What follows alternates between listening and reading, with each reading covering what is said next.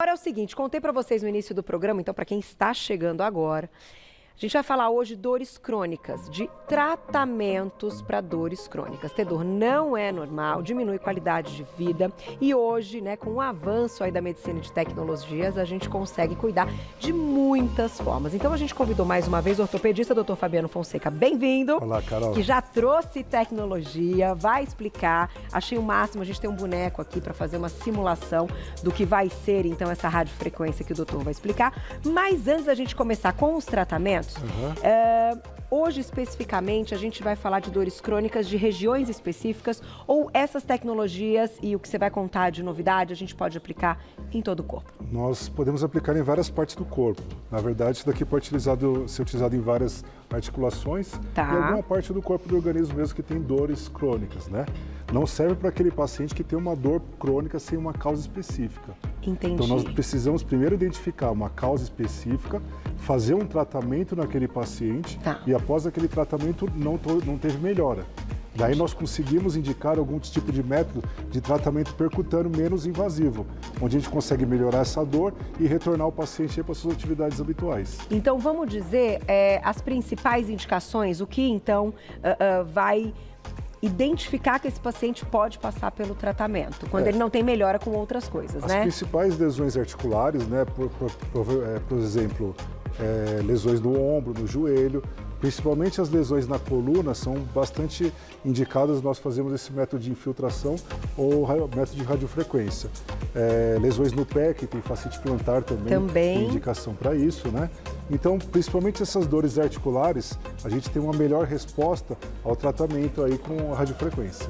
Doutor, e quem tem aquela, eu não sei se o nome é esse exatamente, mas tipo uma calcificação, que uma parte ali do ossinho pode aparecer na mão, no pé, também pode ajudar? Também pode ajudar. Qualquer tipo de dor, né? Porque como é que funciona esse método?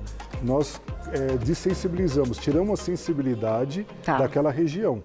Né? Em qualquer parte do nosso corpo, nós temos duas vias, uma sensitiva e uma parte motora. Nós não podemos alterar essa parte motora, porque senão nós vamos perder a função daquele membro, né? Então, nós tiramos a sensibilidade daquela região. Nervo. Do nervo, parte sensível, ou seja, da articulação do ombro, ou da própria coluna, ou uma hérnia de disco, alguma compressão que esteja causando aquela dor daquele nervo ou daquela articulação, a gente pode utilizar esse método. Fantástico! E aí, gente, como eu falei no início do programa, para os atletas ou para os amantes da atividade física que treinam muito, então tenistas, quem joga muito tênis, corredores, enfim, quem pega muito peso na musculação também pode ter alguns problemas e que a gente não quer parar de treinar. E aí, eu acho que pode ser muito bem-vindo. Vou lá e já volto. Eu vou dar um tempo para mandarem perguntinhas no @VocêBonitaTV e na volta a gente começa então com a nossa simulação. Esse é o aparelho de radiofrequência. Isso é uma radiofrequência. Vou lá e já volto. Vocês vão ver que legal. E tudo cada vez mais, assim, avançando para o menos invasivo. A gente precisa preservar e valorizar tudo que é menos invasivo, que é o caso. Doutor, vamos então ao momento esperado. Mãos à obra, não é verdade? Vamos lá. Eu vou mostrar para o pessoal de casa, para entender esses métodos, esse arsenal alternativo que nós temos para tratamento dessas dores, né? Primeiro de tudo, antes até de utilizar esse método de radiofrequência, nós temos essas pequenas cânulas. Será que dá para mostrar aqui na minha mão? Olha só, essa é uma cânula que nós fazemos bloqueios articulares.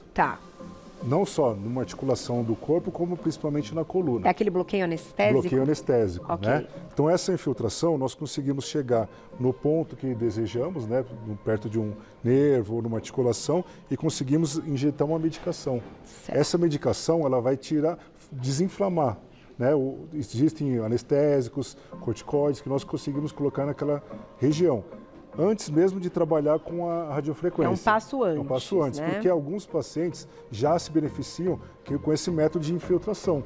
Se a gente faz uma infiltração no paciente, por ser um método bem simples e percutâneo, ele melhorar aquele quadro dele, nós não precisamos partir para a segunda etapa, que é indicar essa radiofrequência. Então, normalmente, o primeiro passo é fazer a infiltração. O paciente não melhorou, continuou com a dor, mesmo fazendo todos os tratamentos alternativos, né? Por exemplo, usar medicamento, fazer uma fisioterapia, uma reabilitação, ainda manteve aquele quadro de dor. Daí nós conseguimos passar para essa segunda etapa, que é uma radiofrequência. A infiltração dói? A infiltração, normalmente, ela não dói. Por quê? Nós conseguimos fazer ela com uma sedação. Normalmente, esses tratamentos são feitos em ambientes hospitalares ou hospital dia, onde o paciente interna, ele faz o procedimento, ele pode ser feito com uma sedação, então ele faz com o paciente dormindo e uma anestesia local, né? Nós precisamos de um outro aparelho que magnifica uma radiografia, então nós fazemos... Mas isso para esse, né? Para qualquer método, mesmo para infiltração. Ah, entendi. Não é nada feito em consultório. Não é feito no consultório. Tá, entendi. Então nós precisamos dessa radioscopia para localizar o ponto ideal onde fazer a inserção da cânula. Entendi. Então, depois que inserido a cânula, nós conseguimos fazer essa medicação no local exato. Doutor, né? se der certo a infiltração, antes de chegar nessa máquina, quanto tempo esse paciente fica com uma boa qualidade de vida, inibindo essa dor? Porque pode voltar, né? Depende muito da patologia, qual a lesão que o paciente tem, né? Nos quadros mais inflamatórios, nas lesões menores, ele consegue ter até uma melhora para sempre. Jura? Nas lesões maiores, esse prazo de tempo ele é mais de menor. Mas, normalmente, quem tem uma lesão pequena, uma dor que não passa, é bem beneficiado com isso. Os atletas podem fazer, né? Não é nada que comprometa ali a participação. Nada, de maneira nenhuma. Né? Qualquer um pode ser elegível para poder fazer, até pacientes de bastante idade, que não conseguem fazer um outro tipo de terapia, as infiltrações de radiofrequência também podem ser indicadas. Muito bom. Vamos demonstrar, então, a radiofrequência, gente. Tá. Começamos pela infiltração, que já é feita há muitos anos, né, doutor? Mas ela veio com essa novidade das cânulas menores, né? Isso. Isso daqui é uma cânula também de uma radiofrequência convencional. Então, ela pode ser feita tanto a infiltração quanto a radiofrequência. Certo. A gente precisa de um gerador. Nesse gerador, nós colocamos uns eletrodos no paciente e fazemos a inserção das cânulas. Então, ele é ligado daqui a cânula ligada ao paciente. Certo. Aí, nesse paciente, nós conseguimos avaliar uma impedância. Essa impedância, ela vai dizer se essa minha cânula está próxima de algum nervo. Porque se estiver próximo, a gente não pode fazer uma lesão. Tá. O que é uma radiofrequência? Esse gerador, ele causa um impulso nervoso, um impulso elétrico nessa cânula e essa vai gerar um calor. Calor, tá. E nós temos 3 tipos de lesões. Pode ser uma lesão convencional, uma pulsada, que é uma intermitente, e uma refrigerada.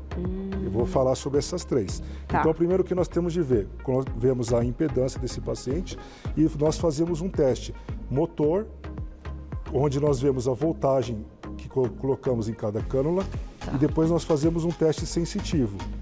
Também para poder ver se a cânula está bem posicionada. Por isso é super seguro, né? A segurança está aí exatamente. Em cada teste da parte do aparelho. E o paciente também está só sedado.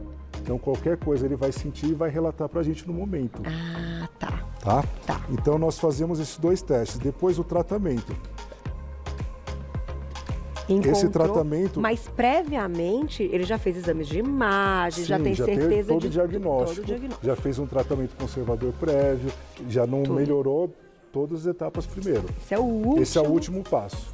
Antes de uma cirurgia. Antes de uma cirurgia mesmo aberta, alguma coisa maior, né? Tá. Então nós temos aqui já visto a impedância, nós colocamos os índices que nós queremos trabalhar, a temperatura e o tempo, né, dessa lesão, e começamos a fazer a lesão.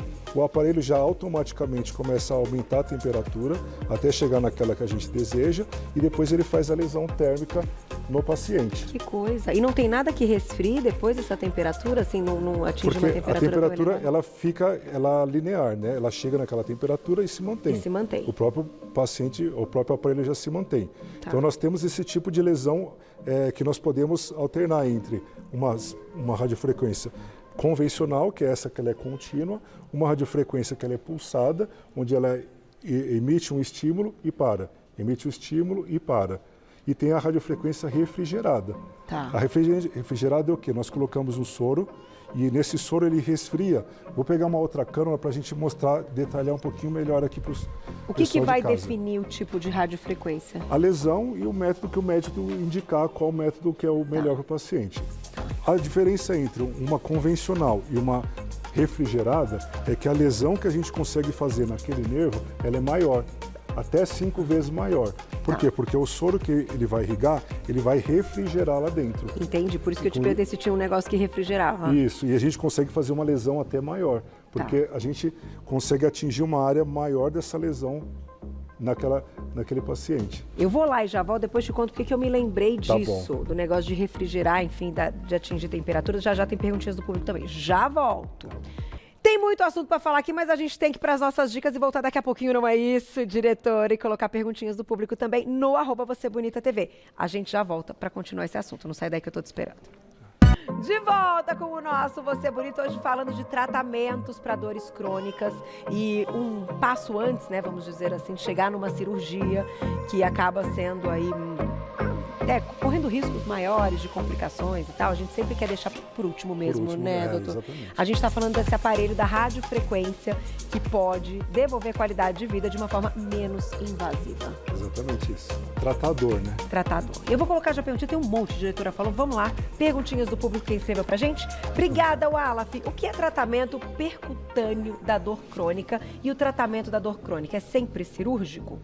Não. Percutâneo. Tratamento da dor crônico, principalmente, não é cirúrgico. Se o paciente tem uma dor crônica, primeiro a gente tem que descobrir essa causa, né? Por que está tendo esse quadro de dor? E primeiro realizar os tratamentos reabilitatórios, tratamento medicamentoso. Nós costumamos dizer que esse tratamento é multimodal. Então tem várias formas de abordar o determinado paciente, porque depende muito do fator psicológico, econômico, social, familiar, tudo isso influi. Porque um grande fator causa, né, de persistência dessa dor crônica é o fator emocional e psicológico. Então a maioria das pessoas que tem uma dor crônica, elas evoluem também com uma alteração psicológica também associada. Com certeza. Então esse tratamento tem que ser também levado em consideração aí, no tanto que uma das drogas de escolha para a gente quando vai tratar um paciente com dor crônica é um tratamento com um antidepressivo associado. Tá. Né? Enquanto você está... Enquanto a gente está manejando e após também, né? Porque não é uma coisa que nós iremos resolver de uma hora para outra. Então é um tratamento a longo prazo. E o paciente tem que entender isso, a família tem que entender isso também, né? Porque muitos desses pacientes passam por um problema que não é identificável. Então a família normalmente não consegue identificar. Fala, olha, o paciente está realmente passando por esse problema, nós temos de ajudar, nós temos de ser mais compreensíveis, né? E muitas vezes isso daí não acontece. Então a minha conversa no consultório é além do paciente, é com a família, junto para poder ajudar isso daí. Concordo, é a rede de apoio, né? Exatamente. Tem mais perguntinha do público, olha lá. Obrigada, Rita, um beijo. Quem tem artrose no joelho, esse tratamento pode associar as dores?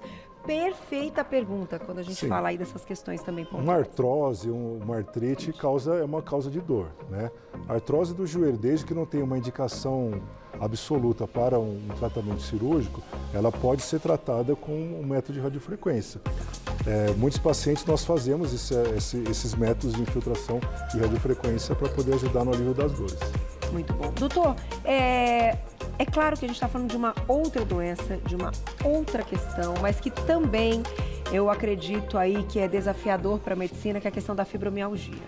E a forma como o paciente da fibromialgia sente essas dores, né? A sensibilidade maior que ele tem à dor. Você acha que essa tecnologia caminha também para ajudar pacientes aí, pensando nessa questão?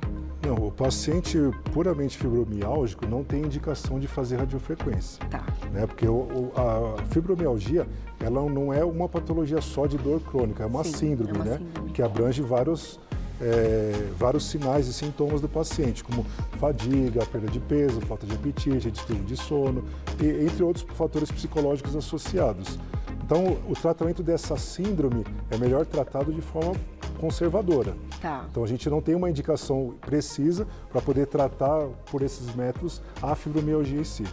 Ainda, né? Ainda não. Ainda, certo. Tem mais perguntinha. A gente sempre traz aqui os assuntos, sempre novidade para vocês. Cláudia, obrigada, um beijo. Esse método de infiltração na coluna tem algum risco? Estou com hérnia.